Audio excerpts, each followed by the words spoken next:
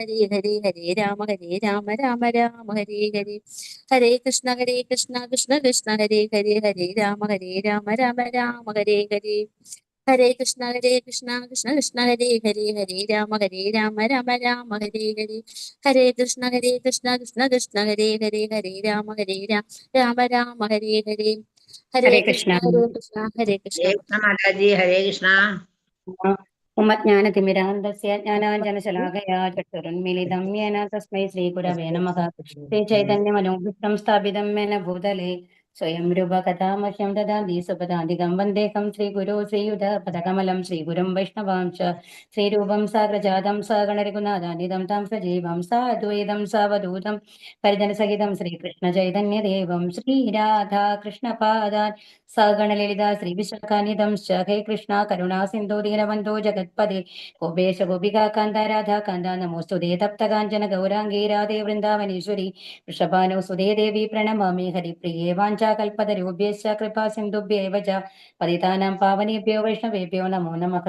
നമോ ഓം വിഷ്ണുപാദായ കൃഷ്ണപ്രേഷ്ഠായ ഭൂതലേ ശ്രീമതേ ഭക്തിവേദാന്ത സ്വാമി ഇതി നാമിനെ നമസ്തേ സാരസ്വതേ ദേവേ ഗൗരവാണി പ്രചാരിണി നിർവിശേഷ ശൂന്യവാദി പാശ്ചാത്യദേശധാരിണി നാരായണം നമസ്കൃഭ്യാം നരം ചൈവ നരോത്തമം ദേവീം സരസ്വതീം വ്യാസം തതോ ജയമുദീരയത്. അഷ്ടപ്രായേഷു ഭക്തിഷു നിത്യം ഭാഗവത സേവയാ ഭഗവതിർ ഉത്തമശ്ലോകേ ഭക്തിർഭവതി നൈഷ്ഠികി. സർവേഷാം വിഷ്ണോർ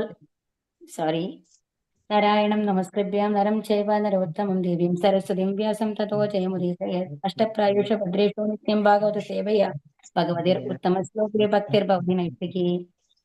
നമോ ഓം വിഷ്ണുപാദായ കൃഷ്ണപ്രേഷ്ഠായ ഭൂതലേ ശ്രീമതേ ജയപതാകുസ്വാമി ഇതി നാമിനെ നമ ആചാര്യപാദായ നിതായ കൃപപ്രദായിനി ഗൗരകഥാദാമതായ നഗരഗ്രാമതാരിണി. ജയോ ശ്രീകൃഷ്ണ ചൈതന്യ പ്രഭോ നിത്യാനന്ദ ശ്രീ അദ്വൈത ഗദാധര ശ്രീവാസാദി ഗൗരഭക്തവൃന്ദ.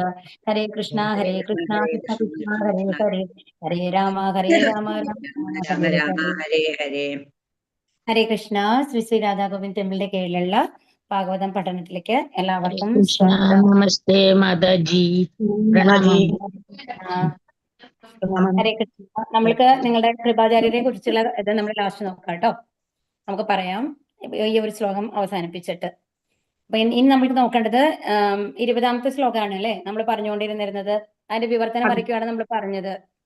അപ്പൊ എന്നാൽ ശിബി മഹാരാജാവിനെ പോലെയും ഭരത മഹാരാജാവിനെ പോലെയാണ് ഉണ്ടാവുക എന്നുള്ളത്. അല്ലല്ലോ, അടുത്തതല്ലേ നമ്മൾക്ക് അടുത്ത ശ്ലോകം അല്ലേ ഇത്? നമ്മൾ കഴിഞ്ഞതല്ലേ 21ാമത്തെ ശ്ലോകം അല്ലേ? നമ്മള് കാർത്തവീര്യാർജുനന്റെ ഒക്കെ അല്ലേ നമ്മൾ പറഞ്ഞിരുന്നത്? അതെ അതെ അതെ. അപ്പൊ നമ്മള് ഞാൻ ആ ശ്ലോകം ഇടുമ്പോ നമ്പറൊന്ന് മാറ്റിയിട്ടുണ്ട് കേട്ടോ. നിങ്ങളൊന്ന് ശ്രദ്ധിക്കണം. ഇതിലേ യൂട്യൂബിൽ ഇടുമ്പോ ശ്ലോകത്തിന്റെ നമ്പർ ഒന്ന് മാറ്റിയിട്ടുണ്ട് കേട്ടോ. ക്ഷമിക്കണം, ഞാനത് ശ്രദ്ധിച്ചില്ല പെട്ടെന്ന് ഇടുന്ന സമയത്ത്. ഓക്കെ, നിങ്ങൾ നോക്കുമ്പോ എന്തായാലും ഗ്രൂപ്പിൽ നിന്നാണല്ലോ നിങ്ങൾ നോക്കിയിട്ട് പോവാം. അപ്പൊ കറക്റ്റ് ആയിരിക്കും. അപ്പൊ നമ്മൾ കാർത്തവീര്യാർജുനന്റെ കാര്യമാണ് പറഞ്ഞത്. അപ്പൊ കാമധേനുവിന്റെ അപ്പൊ അത്രയും 1000 കൈകളൊക്കെ ഉള്ള ആളായിരുന്നു. ഈ ലോകത്തിനെ മുഴുവൻ അത്രയും തോൽപ്പിക്കാൻ സാധിക്കുന്ന ഒരാളായിരുന്നു ആര്? കാർത്തവീര്യാർജുനൻ. എന്നിട്ട് പോലും കാമധേനുവിന് വേണം എന്നുള്ള ആഗ്രഹം മൂലം എന്തുണ്ടായി? അദ്ദേഹത്തിന് പതനം സംഭവിച്ചു അല്ലെ? പരശുരാമന്റെ കൈ കൊണ്ട് മരിക്കേണ്ടി വന്നു. പക്ഷേ നമ്മൾ ഇതിൽ ഹരേ കൃഷ്ണ. അപ്പൊ ഇതിൽ എല്ലാവരും ഒന്ന് മ്യൂട്ടിലാവണേ. അപ്പം ഇതിന് പറയുന്നത് നമ്മളുടെ അർജുനനെ കുറിച്ചിട്ടാണ്. ഏത് അർജുനനെ? പാണ്ഡവന്മാരിലെ അർജുനനെ കുറിച്ചിട്ടാണ് നമ്മളുടെ ഈ ഭാഗവതത്തിൽ വന്നു കഴിഞ്ഞിട്ട് മെൻഷൻ ഉള്ളത് കേട്ടോ. അപ്പോ പാണ്ഡവ അർജുനൻ. അപ്പൊ എന്താണ് പറഞ്ഞത്? രണ്ടുപേരും ഈ അർജുനനെ പോലെയും എന്താണ് അത്രയും എന്താണ് ധനുർവിദ്യയില് അത്രയും പ്രസിദ്ധനായി തീരും എന്നുള്ളതാണ്. കാർത്തവീര്യാർജുനനെ പോലെയും അതുപോലെ തന്നെ അർജുനനെ പോലെയും പ്രശസ്തനായി തീരും എന്നുള്ളതാണ് പരീക്ഷത്തിനെ കുറിച്ചിട്ട് പറഞ്ഞത്. ഇനി പാണ്ഡവ അർജുനൻ, ഭഗവത്ഗീതയിലെ ശ്രേഷ്ഠ നായകൻ, പാണ്ഡുരാജാവിന്റെ ക്ഷേത്രജപുത്രൻ. രാജ്ഞിയായ കുന്തിദേവിക്ക് ഏതൊരു ദേവനെയും ആമന്ത്രണം ചെയ്യുവാൻ കഴിയുമായിരുന്നു. അതറിയാലോ അല്ലെ? ആ സ്റ്റോറിയൊക്കെ എല്ലാവർക്കും അറിയുന്നതാണ്. അങ്ങനെ ഒരു അനുഗ്രഹം കിട്ടിയിട്ടുണ്ടായിരുന്നു. അത് കഴിഞ്ഞിട്ടാണ് അത് പരീക്ഷിക്കുമ്പോൾ ആദ്യം ആ വരം കിട്ടിയത് ശരിയാണോ? അപ്പൊ അത്രയും ചെറിയൊരു കുട്ടിയാണ്, കല്യാണമൊന്നും കഴിഞ്ഞിട്ടില്ല. അപ്പൊ അതിനു മുമ്പ് അപ്പോ അവർക്കൊരു ഇത് തോന്നുകയാണ്, ഇത് ഞാനൊന്ന് പരീക്ഷിച്ച് നോക്കണം എന്ന് പറഞ്ഞിട്ട് പരീക്ഷിച്ച് നോക്കുമ്പോഴാണ് ആര് ജനിക്കുന്നത്? കർണൻ ജനിക്കുന്നത് അല്ലെ? അപ്പൊ അങ്ങനെ അപ്പൊ ഏത് ദേവനെയും ആമന്ത്രണം ചെയ്യാനുള്ള കഴിവുണ്ടായിരുന്നു. അപ്രകാരം അവർക്ക് ഇന്ദ്രനിൽ നിന്നും ലഭിച്ച പുത്രനാണ് അർജുനൻ. ആകയാൽ അർജുനൻ സ്വർഗരാജാവായ ഇന്ദ്രന്റെ പൂർണ്ണാംശമാകുന്നു. അപ്പൊ എങ്ങനെയാണെന്നുണ്ടെങ്കിൽ ഇപ്പൊ കുന്തി ദേവി കല്യാണം കഴിച്ചത് പാണ്ഡു മഹാരാജാവാണ് അല്ലെ. അപ്പൊ പാണ്ഡുവിന് സ്റ്റോറിയിൽ ഡീപ്പായിട്ടൊന്നും പോകുന്നില്ല. അപ്പൊ പാണ്ഡു രാജാവിന് ഒരു ശാപം കിട്ടിയിട്ടുണ്ടായിരുന്നു. എന്താണെന്നുണ്ടെങ്കിൽ ഏതൊരു സ്ത്രീയുടെ സമ്പർക്കം വന്നു കഴിഞ്ഞു കഴിഞ്ഞാലും അവരപ്പം മരിക്കും എന്നുള്ളത്. അപ്പൊ അതുകൊണ്ടാണ് കുന്തി ദേവി ഇങ്ങനെ പ്രാർത്ഥിച്ചിട്ടാണ് 5 മക്കളെ ഉണ്ടാക്കുന്നത് അവർക്ക്. ഓക്കെ, മാദ്രി എന്ന് പറയുന്നത്. അപ്പൊ അങ്ങനെ ഒരു ദുർബല നിമിഷത്തിലെ മാദ്രിയുമായിട്ട് അങ്ങനെ ഒരു ഇത് വേണമെന്ന് തോന്നുന്ന ഒരു സമയത്താണ് അങ്ങനത്തെ ഒരു ഇതിലാണ് പാണ്ഡു മരിക്കുന്നത്, സത്യം പറഞ്ഞു കഴിഞ്ഞാൽ. അപ്പൊ അതാണ് കേട്ടോ ഇതിന്റെ ബാക്ക് സ്റ്റോറി കിടക്കുന്നത്. എന്തുകൊണ്ടാണ് ഇപ്പൊ നമുക്ക് ചോദിക്കാം, എന്താ കുന്തി ദേവിക്ക് വേറെ പുത്രന്മാരുണ്ടാവില്ലേ എന്നുള്ളത്. അപ്പൊ ഇതാണ് അതിന്റെ ബാക്ക് സ്റ്റോറി കിടക്കുന്നത് കേട്ടോ. അപ്പൊ ഇനി അപ്രകാരം അവർക്ക് ഇന്ദ്രനിൽ നിന്നും ലഭിച്ച പുത്രനാണ് അർജുനൻ. ആകയാൽ അർജുനൻ സ്വർഗരാജാവായ ഇന്ദ്രന്റെ പൂർണ്ണാംശമാകുന്നു. അദ്ദേഹം ഫാൽഗുന മാസത്തിൽ ഫെബ്രുവരി മാർച്ച് ജനിച്ചതിനാൽ അദ്ദേഹത്തെ ഫാൽഗുനി എന്നും വിശേഷിപ്പിക്കുന്നു. കുന്തി ദേവിയുടെ പുത്രനായി ജാതനായപ്പോൾ അദ്ദേഹത്തിന്റെ ഭാവി മഹത്വം അശരീരികളിലൂടെ പ്രഖ്യാപനം ചെയ്യപ്പെട്ടിരുന്നു. മാത്രവുമല്ല, പ്രപഞ്ചത്തിന്റെ നാനാഭാഗത്തിൽ നിന്നുള്ള എല്ലാ മഹത് വ്യക്തികളും, ദേവന്മാർ, ഗന്ധർവന്മാർ, ആദിത്യന്മാർ, സൂര്യലോക നിവാസികൾ, രുദ്രന്മാർ, വസുക്കൾ, നാഗങ്ങൾ, പ്രമുഖരായ വിവിധ ഋഷിമാർ, അപ്സരസുകൾ എന്നിവരെല്ലാം ആ ചടങ്ങിൽ പങ്കെടുത്തു. അപ്സരസുകൾ അവരുടെ സ്വർഗീയ നൃത്തഗാനങ്ങളാൽ ഏവരെയും സംപ്രീതരാക്കി. ഇവര് ജനിച്ച സമയത്ത് എന്താ പറയുന്നത്, എല്ലാവരും, എല്ലാ മഹത് വ്യക്തികളും അവിടെ ആ ജനന സമയത്ത് സന്നിഹിതരും. ഇപ്പൊ കൃഷ്ണൻ ജനിച്ചപ്പോ നമ്മൾ അറിയാം അല്ലെ, എല്ലാവരും പുഷ്പവൃഷ്ടി ചൊരിഞ്ഞു എന്ന് പറയുന്നുണ്ട് അല്ലെ. ചതുർബാഹു രൂപത്തിലാണല്ലോ പ്രത്യക്ഷപ്പെടുന്നത് ഭഗവാൻ ദേവകി മാതാവിന്. അപ്പൊ അതുപോലെ തന്നെ എല്ലാ ദിവ്യ വ്യക്തികളും ജനിക്കുമ്പോൾ അതിന്റെ ആ ഒരു വ്യത്യാസം നമ്മൾക്ക് കാണും എന്നാണ് പറയുന്നത്. അപ്പൊ ഇവിടെ ദേവന്മാരും ഗന്ധർവന്മാരും ആദിത്യന്മാരും ഒക്കെ ആ ചടങ്ങിൽ പങ്കെടുത്തിരുന്നു. അപ്സരസുകൾ അവരുടെ സ്വർഗീയ നൃത്തഗാനങ്ങളാൽ ഏവരെയും സംപ്രീതരാക്കി. ശ്രീകൃഷ്ണ ഭഗവാന്റെ പിതാവും അർജുനന്റെ മാതുലനുമായ വസുദേവർ അദ്ദേഹത്തിന്റെ പ്രതിനിധിയായ പുരോഹിതനായി കശ്യപനെ എല്ലാവിധ നിർദ്ദിഷ്ട സംസ്കാര കർമ്മങ്ങളാലും അർജുനനെ പവിത്രീകരിക്കാനായി അയച്ചു. കണ്ടോ, ആക്ച്വലി അപ്പൊ ഇതിൽ നിന്നൊക്കെ നമ്മൾക്ക് മനസ്സിലാക്കാം എന്താണ് അർജുനന്റെ മഹത്വം. അർജുനൻ എപ്പോഴും ഭഗവാന്റെ പാർശ്വതനായിരുന്നു എന്നുള്ളതാണ്. എല്ലാ ജന്മത്തിലും, അതായത് ഭഗവാന്റെ ഏത് അവതാരങ്ങളിൽ വന്നു കഴിഞ്ഞാലും ഏതെങ്കിലും ഒരു രൂപത്തിൽ അർജുനൻ ഉണ്ടായിരുന്നു എന്നുള്ളതാണ്. അപ്പൊ അദ്ദേഹത്തിന്റെ പ്രതിനിധിയായ പുരോഹിതനായി കശ്യപനെ എല്ലാവിധ നിർദ്ദിഷ്ട, അത് നമ്മൾ വായിച്ചു അല്ലെ. അർജുനന്റെ നാമകരണ സംസ്കാരം ശതശൃംഗത്തിലെ നിവാസികളായ ഋഷികളുടെ സാന്നിധ്യത്താൽ അനുഷ്ഠിക്കപ്പെട്ടു. ദ്രൗപദി, സുഭദ്ര, ചിത്രാംഗത, ഉലൂബി എന്നീ 4 പത്നിമാരെ അദ്ദേഹം പാണിഗ്രഹണം ചെയ്യുകയും അവരിൽ അദ്ദേഹത്തിന് യഥാക്രമം ശ്രുതകീർത്തി, അഭിമന്യു, ബഭ്രുവാഹനൻ, ഇരാവാൻ എന്നിങ്ങനെ 4 പുത്രന്മാർ ജനിക്കുകയും ചെയ്തു. അപ്പൊ ഇതൊക്കെ ആരെയാണ്? അർജുനന്റെ പുത്രന്മാരാണ്, പല ഭാര്യമാരില്. വിദ്യാർത്ഥി ജീവിതത്തിൽ അദ്ദേഹം മറ്റു പാണ്ഡവരോടും കുരുക്കളോടുമൊപ്പം മഹാനായ ദ്രോണാചാര്യരുടെ കീഴിൽ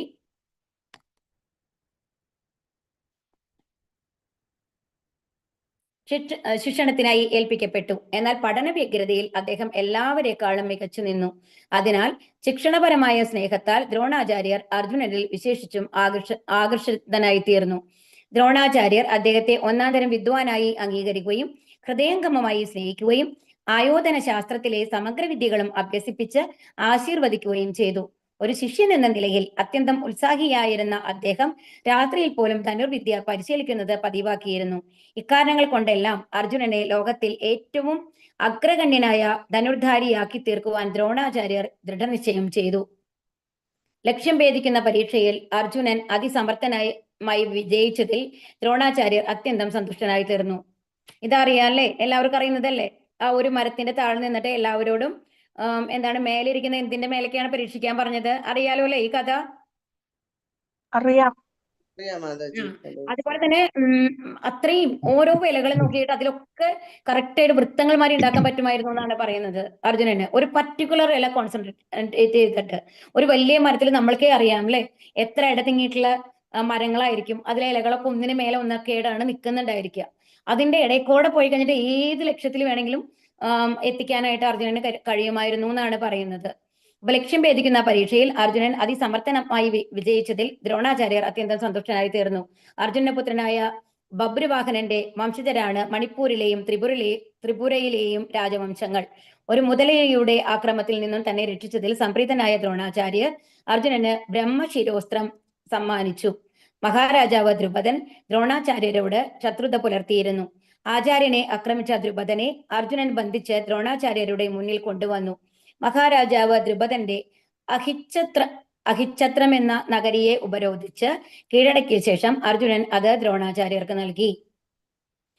ഇതാണ്. അപ്പൊ ദ്രോണന് നമുക്കറിയാലേ, നമ്മള് തുടക്കത്തിൽ ഫസ്റ്റ് അധ്യായത്തിൽ ഓർമ്മയുണ്ടോ ആർക്കെങ്കിലും? ദ്രുപദന്റെ മകനായിട്ടുള്ള ദൃഷ്ടദ്യുമ്നനാണ് ആ അസ്ത്രങ്ങളുടെ അവരെ വ്യൂഹം രചിക്കുന്നത്. അപ്പോ ദുര്യോധനൻ ആരോട് പറയുന്നുണ്ട്? ദ്രോണാചാര്യരോട് പറയുന്നുണ്ട്, ഇപ്പൊ നിങ്ങളെ കൊല്ലാൻ വന്ന ആ അവരെ വന്നു കഴിഞ്ഞിട്ട് നിങ്ങൾ പഠിപ്പിച്ച കാരണം കൊണ്ടല്ലേ ഇങ്ങനെയൊക്കെ സംഭവിച്ചത് എന്ന് ചോദിക്കുന്നുണ്ട്. അപ്പൊ ഇപ്പൊ നോക്കൂ, അയാൾ തോൽപ്പിക്കാൻ അത്ര എളുപ്പമല്ല. കാരണം അത്രയും നല്ല രീതിയിലാണ് പാണ്ഡവരുടെ വ്യൂഹം രചിച്ചിരുന്നത്. അപ്പൊ അങ്ങനെ പറയുന്നുണ്ട് അല്ലെ. അപ്പൊ ഇതാണ് കഥ. അതില് ചെറുപ്പത്തില് ദ്രുപദനും ദ്രോണരും തമ്മിൽ സുഹൃത്തുക്കളായിരുന്നു. എങ്ങനെയാണെന്നുണ്ടെങ്കിൽ ഗുരുകുലത്തില്. പക്ഷേ ദ്രുപദൻ എന്ന് പറയുന്നത് രാജാവാണ് അല്ലെ. പക്ഷെ അദ്ദേഹം അസ്ത്രവിദ്യയൊക്കെ നോക്കി കഴിഞ്ഞാൽ ദ്രോണാചാര്യരെ തോൽപ്പിക്കാൻ ഒരാൾക്കും സാധിക്കുമായിരുന്നില്ല. അപ്പൊ ദ്രുപദനെ എപ്പോഴും സഹായിച്ചിരുന്നത് ആരാണ്? ദ്രോണാചാര്യരാണ്. അപ്പൊ ദ്രുപദൻ പറയും ദ്രോണാചാര്യരോട്, ഞാൻ രാജാവുമ്പോ പകുതി രാജ്യം നിനക്ക് തരാം, നീ അത്രയും എനിക്ക് പ്രിയപ്പെട്ട സുഹൃത്താണ് എന്ന് പറഞ്ഞിട്ടുണ്ടാവും. ഓക്കെ. അപ്പൊ ദ്രോണാചാര്യര് ഇതൊക്കെ കഴിഞ്ഞ് കുറെ കാലം കഴിഞ്ഞ് ദ്രുപദന് രാജാവൊക്കെ ആവും, ഒരുപാട് കാലം കഴിയും. അപ്പൊ ദ്രോണാചാര്യര് ബ്രാഹ്മണനാണ്. അദ്ദേഹം വന്നിട്ട് ഇങ്ങനെ അവരൊന്നും ഭിക്ഷ മാത്രം സ്വീകരിക്കുന്ന രീതിയിലുള്ള ഒരു ജീവിതമാണ് അന്നത്തെ കാലത്ത് ഉണ്ടാവുക അല്ലെ. അല്ലെങ്കിൽ രാജാക്കന്മാരെ സഹായിച്ചിട്ടുള്ള ഒരു ലൈഫാണ് അവർക്ക് ഉണ്ടാവുക. അവർക്ക് സ്വന്തമായിട്ടൊന്നും ഉണ്ടാവില്ല. അപ്പൊ ദ്രോണാചാര്യര് കുറച്ചിങ്ങനെ കഷ്ടപ്പെടുന്ന അവസ്ഥയിലായിരുന്നപ്പോ ഒരു തവണ ദ്രുപദന്റെ അടുത്ത് പോയി ചോദിക്കുകയാണ്, നീ എന്നെ സഹായിക്കാന്നൊക്കെ പറഞ്ഞിട്ടുണ്ടായിരുന്നല്ലോ, എനിക്ക് വേണ്ടിയുള്ള എന്ത് സഹായമാണ് നീ ചെയ്യുക, എന്തെങ്കിലും ചെയ്തു തരൂ എന്ന് ചോദിക്കുകയാണ്. അപ്പൊ ദ്രുപദൻ പറയും അതൊക്കെ പുച്ഛിക്കും ഭയങ്കരമായിട്ട്. അപ്പൊ അതൊക്കെ ഏതോ ഒരു കാലത്ത് കുട്ടികളിലായിരിക്കുമ്പോൾ ഞാൻ പലതും പറഞ്ഞിട്ടുണ്ടാവും, അതൊക്കെ ആരെങ്കിലും സീരിയസ് ആയിട്ട് എടുക്കുമോ എന്ന് പറഞ്ഞിട്ട് ഇൻസൾട്ട് ചെയ്തിട്ട് അത്രയും ആൾക്കാരെ മുമ്പിൽ ഇൻസൾട്ട് ചെയ്ത് പറഞ്ഞേക്കാണ് ചെയ്യുന്നത്. അപ്പൊ ആ ഒരു വിഷമം ദ്രോണാചാര്യർക്ക് ഉണ്ട്. അപ്പൊ അതിന് ദ്രോണാചാര്യർ സഹായിക്കുന്നത് ആരാണ്? അർജുനനാണ്. ദ്രുപദ രാജാവിനെ തോൽപ്പിച്ചിട്ട് ആ ഒരു എന്താ ചെയ്യുക, ഈ രാജ്യം ഏതാണ് അഹിച്ഛത്രം എന്ന് പറഞ്ഞ നഗരിയെ ഉപരോധിച്ചിട്ട് എന്ത് ചെയ്തു? അത് ദ്രോണാചാര്യർക്ക് കൊടുക്കുകയാണ്. അപ്പൊ ശിരോസ്ത്രം പ്രയോഗിക്കേണ്ട രഹസ്യവിദ്യ ദ്രോണർ അർജുനനെ ഉപദേശിക്കുകയും സ്വയം ദ്രോണർ അർജുനന്റെ ശത്രുവായി തീർന്നാൽ ആവശ്യമെങ്കിൽ ഈ അസ്ത്രം പ്രയോഗിക്കുമെന്ന് അർജുനനെ കൊണ്ട് സത്യം ചെയ്യിക്കുകയും ചെയ്തു. അപ്പൊ എന്താ പറയുന്നത്? ഈ രഹസ്യവിദ്യ ഉപദേശിച്ചിട്ട് എന്താ പറയുന്നത്? അർജുനന്റെ ശത്രുവായി തീർന്നാൽ ആവശ്യമെങ്കിൽ ഈ അസ്ത്രം ഉപയോഗിക്കുന്ന ദ്രോണാചാര്യർ. മനസ്സിലായോ? അപ്പൊ അവരൊക്കെ പറയുമ്പോൾ മഹർഷി ടൈപ്പായിട്ടുള്ള ആൾക്കാരാണ്. അവർക്ക് മുൻകൂട്ടി കാണാൻ സാധിക്കും എന്തെന്ന്, ഇനി എന്താണ് വരാൻ പോകുന്നത് എന്നുള്ളത്. ഇതിലൂടെ ഭാവിയിലെ കുരുക്ഷേത്ര യുദ്ധവും അതിൽ താൻ എതിർപക്ഷത്തായിരിക്കുമെന്നും ദ്രോണാചാര്യർ മുൻകൂട്ടി പ്രവചിച്ചു. അതുപോലെ തന്നെ ഇപ്പൊ ദൃഷ്ടദ്യുമ്നനാണ് തന്നെ വധിക്കാൻ പോണതെന്ന് ഓൾറെഡി ദ്രോണാചാര്യർക്ക് അറിയാം. എന്നിട്ടും അത് ഒരു കലർപ്പില്ലാണ്ട് ആ വ്യൂഹം എങ്ങനെ രചിക്കുന്നത് എന്നുള്ളതൊക്കെ കറക്റ്റായിട്ട് പറഞ്ഞു കൊടുത്തിട്ടുണ്ടായിരുന്നു അല്ലെ. ഒരു ബ്രാഹ്മണൻ എന്നുള്ള ലെവലില്, ഒരു ടീച്ചർ ആചാര്യൻ എന്നുള്ള ലെവലില് പൂർണ്ണമായും സത്യസന്ധത പുലർത്തിയിട്ട് ആ ബ്രാഹ്മണ ക്വാളിറ്റി അത്രയും കാണിച്ച ഒരാളാണ് ആര്? ദ്രോണാചാര്യർ. അവരെ മകനായിട്ടുള്ള അശ്വത്ഥാമാവിനെ മാതിരി അല്ല ദ്രോണാചാര്യർ ഉണ്ടായിരുന്നത്. അപ്പൊ ദ്രോണാചാര്യരുടെ താല്പര്യാർത്ഥം യുദ്ധം ചെയ്ത അർജുനനോട് മഹാരാജാവ് ദ്രുപദൻ പരാജയപ്പെട്ടുവെങ്കിലും എതിരാളിയായ യുവയോദ്ധാവിനെ തന്റെ പുത്രി ദ്രൗപദിയെ വിവാഹം ചെയ്തു കൊടുക്കുവാൻ ദ്രുപദൻ തീരുമാനിച്ചു. എന്നാൽ ദുര്യോധനന്റെ ഉപജാപത്താൽ അരക്കില്ലത്തിലെ അഗ്നിക്ക് ഇരയായി അർജുനൻ മരിച്ചു എന്ന മിഥ്യാവാർത്ത ശ്രവിച്ച് ദ്രുപദൻ നിരാശനായി. അപ്പൊ ഈ ഇപ്പൊ തോറ്റു. അപ്പൊ ദ്രുപദൻ വന്നു കഴിഞ്ഞിട്ട് അർജുനനോട് തോറ്റു അല്ലെ. അപ്പോഴും എന്ത് തോന്നി? ഇത്രയും വലിയ വില്ലാളിയായിട്ടുള്ള മകന് അർജുനന് വേണം തന്റെ മകളെ കല്യാണം കഴിച്ചു കൊടുക്കാൻ എന്നുള്ളത് ദ്രുപദൻ വിചാരിച്ചിരുന്നു. പക്ഷെ ഇതറിയാലോ, അരക്കില്ലത്തില് തീ വെച്ച് കഴിഞ്ഞിട്ട് ഇവര് എന്തുകൊണ്ടാണ് ഷെല്ലക്ക് അരക്കുകൊണ്ടാണ് ആ ബിൽഡിംഗ് ഉണ്ടാക്കുന്നത്. അത് കഴിഞ്ഞിട്ട് അതിന്റെ ഉള്ളിൽ ഇവരോട് പോയി താമസിക്കാൻ പറയണെങ്കിൽ നിങ്ങൾക്ക് വേണ്ടിയിട്ട് അത്രയും മനോഹരമായിട്ടുള്ള ഒരു സൗധം ഉണ്ടാക്കിയിട്ടുണ്ട്, അവിടെ പോയി താമസിക്കൂ എന്ന് പറഞ്ഞിട്ട് നിർബന്ധിച്ചിട്ടാണ് ദുര്യോധന ഇവരെ അങ്ങോട്ട് പറഞ്ഞിരിക്കുന്നത്. ഇവർക്ക് ഒന്നും അറിയില്ലല്ലോ. പക്ഷെ വിതുരനെ അറിയാം. അപ്പൊ വിതുരനാണ് വാണിംഗ് കൊടുക്കുന്നത് ആർക്ക്? യുധിഷ്ഠിരന്. പറഞ്ഞു ഇത് എന്തായാലും ഇങ്ങനെ നിങ്ങളെ കൊല്ലാനുള്ള ഇതുണ്ടാവും എന്നുള്ള വഴികളൊക്കെ പറഞ്ഞു കൊടുക്കുന്നത്. എന്നിട്ടാണ് അതിന്റെ ഉള്ളിൽ കൂടെ ഒരു തുരങ്കൊക്കെ ഉണ്ടാക്കിയിട്ട് അവർ രക്ഷപ്പെടുന്നത് അല്ലെ. അവിടെ പകരം ആരാണ്ടാവുക? ഒരു രാക്ഷസന്റെ 5 മക്കളാണ് അവിടെ മരിച്ചു പോവുക, അവരും ആ സ്ത്രീ കൂടിയിട്ട്. അപ്പൊ എല്ലാവരും വിചാരിക്കുന്നത് എന്താണ്? അർജുനൻ മരിച്ചു എന്നുള്ളതാണ് അല്ലെ. ആകയാൽ ദ്രുപദ മഹാരാജാവ് ദ്രൗപദിയുടെ സ്വയംവരം ഏർപ്പാടുക ചെയ്യുകയും മുകളിൽ തൂക്കിയിട്ടിരിക്കുന്ന മത്സ്യത്തിന്റെ നേത്രത്തിൽ അമ്പെയ്ത്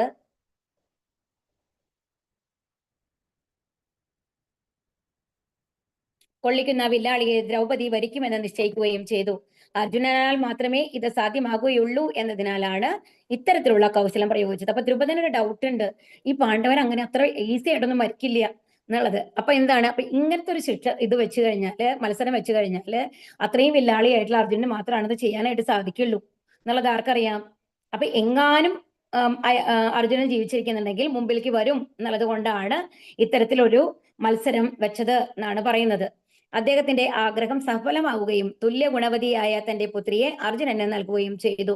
ദുര്യോധനനുമായുള്ള ഉടമ്പടി അനുസരിച്ച് അർജുനനും രാധാക്കളും ആ കാലയളവിൽ അജ്ഞാതവാസത്തിലായിരുന്നു. ആകയാൽ ദ്രൗപദി സ്വയംവര സദസ്സിൽ ബ്രാഹ്മണ വേഷധാരികളായിട്ടാണ് അവർ പങ്കെടുത്തത്. അവിടെ സന്നിഹിതരായിരുന്ന എല്ലാ ക്ഷത്രിയരും ദ്രൗപദി ഒരു സാധു ബ്രാഹ്മണനെ വർണ്ണമാല അണിയിച്ച് പതിദേവനായി സ്വീകരിച്ചു എന്ന് കണ്ടപ്പോൾ ശ്രീകൃഷ്ണ ഭഗവാൻ അയാളുടെ വ്യക്തിത്വം ബലരാമനോട് വെളിപ്പെടുത്തി. ബലരാമന് പോലും അറിഞ്ഞില്ല എന്നാണ് പറയുന്നത്. ഹരിദ്വാറിൽ അർജുനൻ ഉലൂപിയെ കണ്ടുമുട്ടുകയും നാഗലോക കന്യകയായ അവളിൽ ആകർഷിതനായ അദ്ദേഹത്തിന് അവളിൽ ഇരാവൻ എന്ന പുത്രൻ ജനിക്കുകയും ചെയ്തു. അതേപോലെ മണിപ്പുര ദേശത്തെ രാജകുമാരിയായ ചിത്രാംഗതയെ അദ്ദേഹം സന്ധിക്കുകയും അവളിൽ ബബ്രുവാഹനൻ എന്ന പുത്രൻ ജനിക്കുകയും ചെയ്തു. ദുര്യോധനന് ശ്രീകൃഷ്ണ ഭഗവാന്റെ സഹോദരി സുഭദ്രയെ നൽകാൻ ബലദേവൻ ആഗ്രഹിച്ചിരുന്നതിനാൽ സുഭദ്രയെ അപഹരിക്കുവാൻ അർജുനനെ സഹായിക്കാനായി ശ്രീകൃഷ്ണ ഭഗവാൻ ഒരു പദ്ധതി ആസൂത്രണം ചെയ്തു. യുധിഷ്ഠിരനും ശ്രീകൃഷ്ണനോട് യോജിക്കുകയും അപ്രകാരം അർജുനൻ സുഭദ്രയെ ബലാത്കാരമായി അപഹരിച്ചു കൊണ്ടുപോവുകയും അനന്തരം പരിണയിക്കുകയും ചെയ്തു. അഭിമന്യു സുഭദ്രയുടെ പുത്രനും അച്ഛന്റെ മരണശേഷം ജനിച്ച ശിശുവായ പരീക്ഷത്തിന്റെ പിതാവുമായിരുന്നു. കാണ്ഡവവനം ദഹിപ്പിച്ച് തന്നെ സംതൃപ്തനാക്കിയ അർജുനന് അഗ്നിദേവൻ ഒരായുധം സമ്മാനിച്ചു. കാണ്ഡവവനം അഗ്നിക്കിരയാക്കിയതിൽ കോപാകുലനായ ഇന്ദ്രൻ മറ്റു ദേവന്മാരുടെ എല്ലാം പിന്തുണയോടെ അർജുനനുമായി അശക്തമായ വെല്ലുവിളിക്കെതിരെ യുദ്ധം ആരംഭിച്ചു. അപ്പൊ എന്താണ്, കാണ്ഡവനം അഗ്നിക്ക് ഇരയാതിൽ ഇന്ദ്രദേവന് ഭയങ്കര ദേഷ്യം വന്നു അല്ലെ, എന്നിട്ടാണ് യുദ്ധം നടക്കുന്നത്. അവരെയെല്ലാം അർജുനൻ പരാജയപ്പെടുത്തുകയാൽ ഇന്ദ്രദേവൻ തന്റെ സ്വർഗലോകത്തേക്ക് മടങ്ങിപ്പോയി. തനിക്ക് എല്ലാവിധ സംരക്ഷണവും വാഗ്ദാനം ചെയ്ത അർജുനനിൽ സംതൃപ്തനായ ഒരു മയാസുരൻ ദേവദത്തം എന്ന പ്രശസ്തമായ ശംഖ് അദ്ദേഹത്തിന് സമ്മാനിച്ചു. ഇപ്പോ എല്ലാം എന്താ പറയുന്നത്, ഒരു ഡിവോഷണൽ ടൈപ്പ്, ഒരു അമാനുഷികമായിട്ടുള്ള കാര്യങ്ങളാണ് ഈ അർജുനന്റെ ആയുധങ്ങൾ മുഴുവൻ. എല്ലാവർക്കും അറിയാലോ. ഇപ്പൊ ആദ്യത്തെ കാണ്ഡീവൻ പറഞ്ഞു, ഇപ്പൊ ദേവദത്തം എന്ന് പറയുന്ന ശംഖ് മയാസുരൻ എന്ന് പറഞ്ഞ അസുരനാണ് കൊടുക്കുന്നത്. അതുപോലെ അർജുനന്റെ പരാക്രമം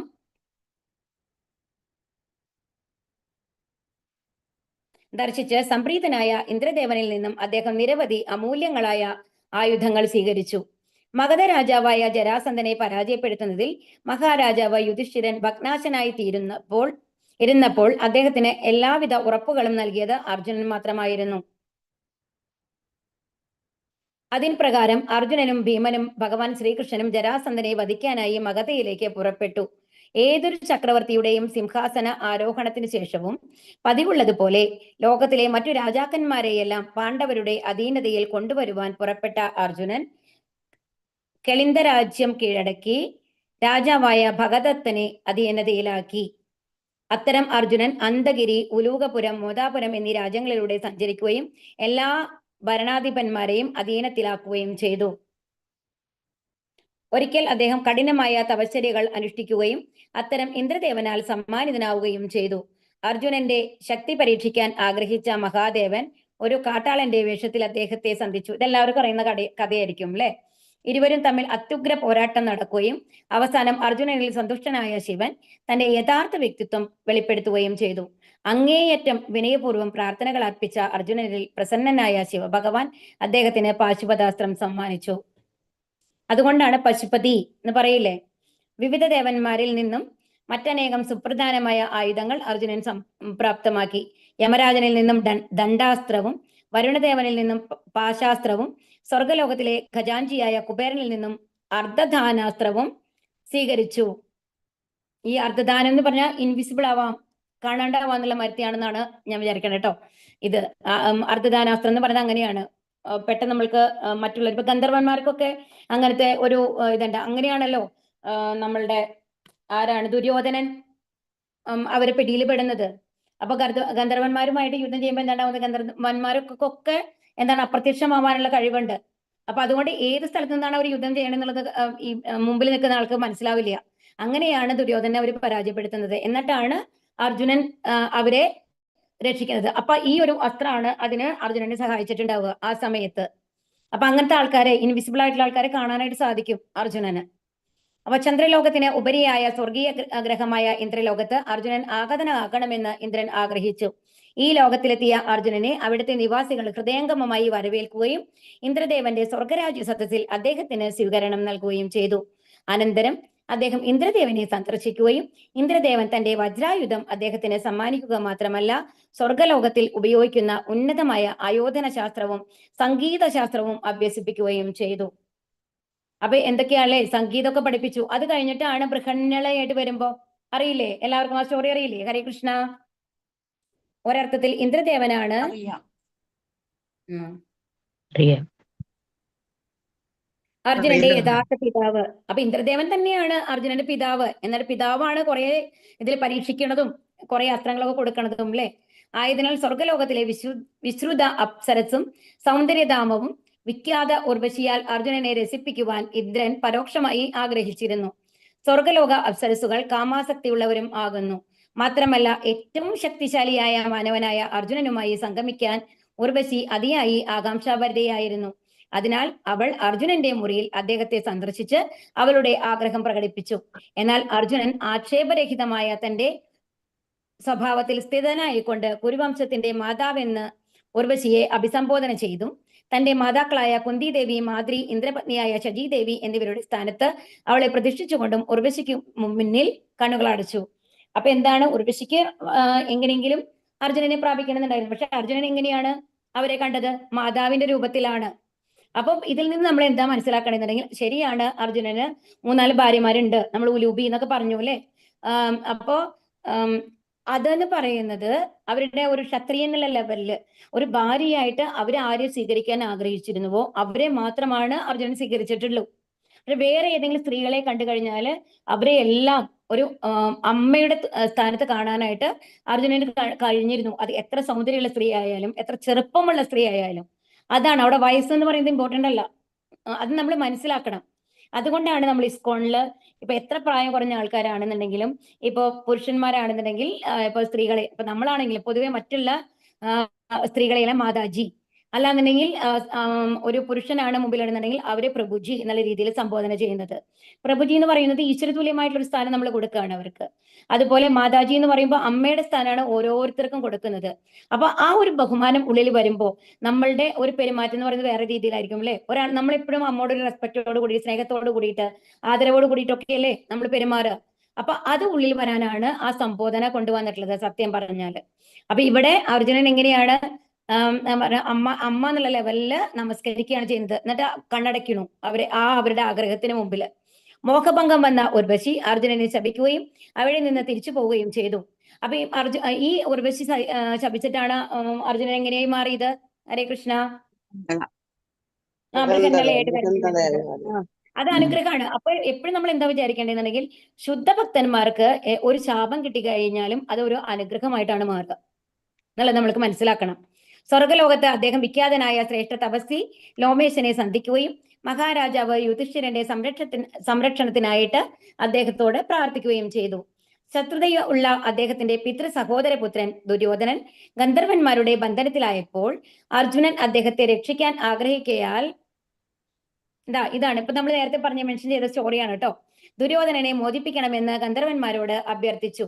എന്നാൽ ഗന്ധർവന്മാർ അദ്ദേഹത്തിന്റെ അഭ്യർത്ഥന നിരസിച്ചു. അതിനാൽ അർജുനൻ ഗന്ധർവന്മാരോട് യുദ്ധം ചെയ്ത് ദുര്യോധനനെ സ്വതന്ത്രനാക്കി. പാണ്ഡവരെല്ലാം അജ്ഞാതവാസത്തിലായിരുന്നപ്പോൾ അർജുനൻ വിരാട രാജാവിന്റെ കൊട്ടാരത്തിൽ ക്ലീബൻ എന്ന് പറഞ്ഞാൽ അതായത് നമ്മൾ ട്രാൻസ്ജെൻഡർ എന്നൊക്കെ പറയില്ലേ, അതാണ് കേട്ടോ ഉദ്ദേശിക്കുന്നത്. ബൃഹന്നള എന്ന പേരിൽ സ്വയം അവതരിപ്പിക്കുകയും ഭാവി മരുമകളായ ഉത്തരയുടെ സംഗീത അധ്യാപികയായി നിയമിതനാകുകയും ചെയ്തു. ബൃഹന്നളയായി വിരാട രാജാവിന്റെ പുത്രൻ ഉത്തരന് വേണ്ടി അദ്ദേഹം യുദ്ധം ചെയ്യുകയും അങ്ങനെ കുരുക്കളെ യുദ്ധത്തിൽ നിന്ന് പ്രച്ഛന്നനായി പരാജയപ്പെടുത്തുകയും ചെയ്തു. ഇതും എല്ലാവർക്കും അറിയുന്ന കഥയാണ് അല്ലെ. അദ്ദേഹത്തിന്റെ രഹസ്യ ആയുധങ്ങൾ ഒരു സോമി വൃക്ഷത്തിൽ സുരക്ഷിതമായി വെച്ചിരിക്കുകയായിരുന്നു. അതാണ് ആ 1 കൊല്ലം അജ്ഞാതവാസമാണ്. അപ്പൊ അവരെങ്ങനെയാണ്, ബൃഹന്നള എന്നുള്ള രീതിയിലാണ്, ഒരു സ്ത്രീ രൂപം ആണ് കൂടുതലായിട്ട് പ്രൊജക്ഷൻ വരുന്നത് അല്ലെ അവിടെ. അപ്പൊ അതുകൊണ്ട് തന്നെ ഈ ആയുധങ്ങളൊക്കെ അവരുടെ കയ്യിൽ ശോഭിക്കില്ല. അതുപോലെ തന്നെ ഈ ആയുധങ്ങൾ കയ്യിലുണ്ടെങ്കിൽ എന്താ അറിയാം, അർജുനനാണ് എന്ന് മറ്റുള്ളവർക്ക് അറിയാനുള്ള സാധ്യതയും കൂടുതലാണ്. അപ്പൊ അതുകൊണ്ട് ആ സമയത്ത് എന്താ ചെയ്തിരുന്നത്, ഈ വൃക്ഷത്തിന്റെ മേലെ ഈ സൗമ്യ വൃക്ഷത്തിന്റെ മേലെ സുരക്ഷിതമായിട്ട് ഒരു പൊത്തില് അതിന്റെ ഉള്ളിൽ ഒളിപ്പിച്ചു വെച്ചൊക്കെയായിരുന്നു. ഉത്തരനോട് അവ തിരിച്ചെടുക്കുവാൻ അദ്ദേഹം കൽപ്പിച്ചു. അദ്ദേഹവും അദ്ദേഹത്തിന്റെ ഭ്രാതാക്കളും യഥാർത്ഥത്തില് ഒരാളാണെന്ന് പിന്നീട് ഉത്തരനോട് വെളിപ്പെടുത്തി.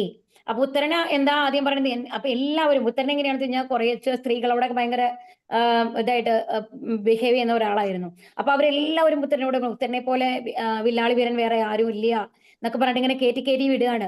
അപ്പൊ ഉത്തരന്റെ വിചാരം അപ്പൊ അർജുനനൊന്നും ഉത്തരന്റെ മുമ്പിൽ ആരും അല്ല എന്നുള്ള ഒരു വിശ്വാസമാണ് ഉത്തരന്റെ ഉള്ളിൽ. അതാണ് നമ്മൾ എന്താ പറയാ, ബുദ്ധിയില്ലാത്ത ആൾക്കാര്, വിഡ്ഢികളായിട്ടുള്ള ആൾക്കാര് ആര് പറഞ്ഞാലും വിശ്വസിക്കും, എന്നിട്ട് സ്വയം നമ്മൾ വലിയ ആളാണെന്ന് അങ്ങോട്ട് വിചാരിക്കും. അങ്ങനത്തെ ഒരു ക്യാരക്ടറായിട്ടാണ് ഉത്തരനെ ഇവിടെ നമ്മൾക്ക് കാണുക. ഓക്കെ, അപ്പൊ എന്നിട്ട് യുദ്ധം അപ്പം ഇവര് പറയാണ്, അർജുനൻ പറയാണ്, ഓക്കെ ഞാൻ വരാം എന്നിട്ട് തേരാളിയായിട്ട് യുദ്ധം നമുക്ക് പോവാമെന്ന് പറയുകയാണ്. അപ്പൊ എന്നിട്ട് പോവും. എന്നിട്ട് യുദ്ധത്തിൽ പോയി അവിടെ എത്തുമ്പോഴാണ് ഉത്തരന്റെ യഥാർത്ഥ രൂപം പുറത്ത് വരുന്നത്. പേടിയാണ്, അവിടെ യുദ്ധം ചെയ്യാനുള്ള ധൈര്യമില്ല. അപ്പോഴാണ് അർജുനൻ പറയുന്നത്, ഓക്കെ നീ മറ്റുള്ളവരോടൊന്നും നീയാണ് ജയിച്ചതെന്ന് പറഞ്ഞോളൂ, ഞാൻ നിന്നെ സഹായിക്കാം എന്ന് പറഞ്ഞിട്ടാണ് ഇങ്ങനെ ആ വൃക്ഷത്തിൽ നിന്നുള്ള എന്താണ് പറയാ ആയുധങ്ങളൊക്കെ എടുത്തുകൊണ്ട് ഉത്തരന് വേണ്ടിയിട്ട് അദ്ദേഹം യുദ്ധം ചെയ്യുന്നത്. എന്നിട്ട് ഞാൻ അർജുനനാണെന്ന് ഉത്തരനോട് പറയുകയാണ്. കുരുക്കളും വിരാടരും തമ്മിലുണ്ടായ യുദ്ധത്തിൽ അർജുനന്റെ സാന്നിധ്യം ദ്രോണാചാര്യർ തിരിച്ചറിഞ്ഞിരുന്നു. അപ്പൊ ഇത് എന്തായാലും ഈ തരത്തിലൊരു യുദ്ധം ഇവരൊക്കെ അതിൽ കൗരവന്മാർ മുക്കാഭാഗം ഉണ്ടായിരുന്നു എന്നാണ് പറയുന്നത്, ഇൻക്ലൂഡിങ് ഭീഷ്മർ ഉണ്ടായിരുന്നു എന്നാണ് പറയുന്നത് ഈ ഒരു യുദ്ധത്തില്. ഓക്കെ, ഓപ്പോസിറ്റ് ആയിട്ട് അവരെ മുഴുവൻ അർജുനൻ തോൽപ്പിച്ചിട്ടുണ്ട്. അപ്പൊ അങ്ങനത്തെ ഒരു യുദ്ധം ജയിക്കുകയാണെന്നുണ്ടെങ്കിൽ ഒരിക്കലും ഉത്തരനെ കൊണ്ട് സാധ്യമല്ല എന്നുള്ളത് ആർക്കറിയാം? ദ്രോണാചാര്യർക്ക് അറിയാം അല്ലെ? അപ്പൊ ദ്രോണാചാര്യർക്ക് അപ്പോഴേ തന്നെ മനസ്സിലായിട്ടുണ്ട് അർജുനനാണ് ഉള്ളത് എന്നുള്ളത്. പിൽക്കാലത്ത് കുരുക്ഷേത്ര യുദ്ധത്തിൽ അർജുനൻ കർണനെ പോലെയുള്ള നിരവധി വീരയോദ്ധാക്കളെ വധിച്ചു. കുരുക്ഷേത്ര യുദ്ധത്തിന് ശേഷം ദ്രൗപദിയുടെ 5 പുത്രന്മാരെയും വധിച്ച അശ്വത്ഥാമാവിനെ അദ്ദേഹം ശിക്ഷിച്ചു. അനന്തരം സഹോദരന്മാരെല്ലാവരും ഭീഷ്മദേവന്റെ അടുത്തേക്ക് പോയി. അപ്പൊ ഇതിപ്പോ നമ്മളെ നമ്മള് 9ാമത്തെ അധ്യായത്തിൽ ഓൾറെഡി നമ്മൾ കണ്ടതാണ് അല്ലെ, ഭീഷ്മസ്തുതി നമ്മൾ കണ്ടതാണ് അല്ലെ, എങ്ങനെയാണ് ആ അന്ത്യസമയത്ത് ഉണ്ടായിരുന്നത് എന്നുള്ളതൊക്കെ. കുരുക്ഷേത്ര യുദ്ധമുഖത്ത് ഭഗവത്ഗീതയുടെ മഹത്തായ തത്വശാസ്ത്ര പ്രതിപാദനങ്ങൾ വീണ്ടും ഭഗവാനാൽ അരുളി ചെയ്യപ്പെട്ടത് അർജുനൻ നിമിത്തമാണ്. എന്താണ്? ഭക്തോ സീമേ സഖാ ചേതി എന്നാണ് പറഞ്ഞത് അല്ലെ. നീ എന്റെ ഭക്തനും സുഹൃത്തുമായതുകൊണ്ട് അർജുന, ഞാനിത് വീണ്ടും വിവസ്വാൻ ഉപദേശിച്ച ആ ഉപദേശങ്ങളെല്ലാം ഞാൻ നിനക്ക് വീണ്ടും തരികയാണ്. എന്തിനു വേണ്ടിയിട്ട്? അടുത്തു വരുന്ന തലമുറയ്ക്ക് വേണ്ടിയിട്ട്. കുരുക്ഷേത്ര യുദ്ധഭൂമിയിലെ അർജുനന്റെ അത്ഭുതകരങ്ങളായ പ്രവൃത്തികളെ മഹാഭാരതത്തിൽ സവിസ്തരം വർണ്ണിച്ചിരിക്കുന്നു. എന്നാൽ മണിപ്പുരത്തിൽ അദ്ദേഹത്തിന്റെ പുത്രനായ ബഖുരുവാഹനൻ അദ്ദേഹത്തെ പരാജയപ്പെടുത്തുകയും അബോധാവസ്ഥയിലായ അർജുനനെ ഉലൂബി രക്ഷിക്കുകയും ചെയ്തു. ശ്രീകൃഷ്ണ ഭഗവാന്റെ തിരോധാനത്തിന് ശേഷം ഇപ്പൊ കണ്ടോ, മകൻ മച്ചനെ ഇതായിട്ടുണ്ടെന്നാ പറയുന്നത് ഇതിൽ ബഖുരുവാഹനൻ. എന്നിട്ട് ആരാണ്? ഉലൂബിയാണ്, ഭാര്യയാണ് അർജുനനെ വീണ്ടും പൂർവ്വസ്ഥിതിയിലേക്ക് കൊണ്ടുവരുന്നത് എന്നാണ് പറയുന്നത് കേട്ടോ.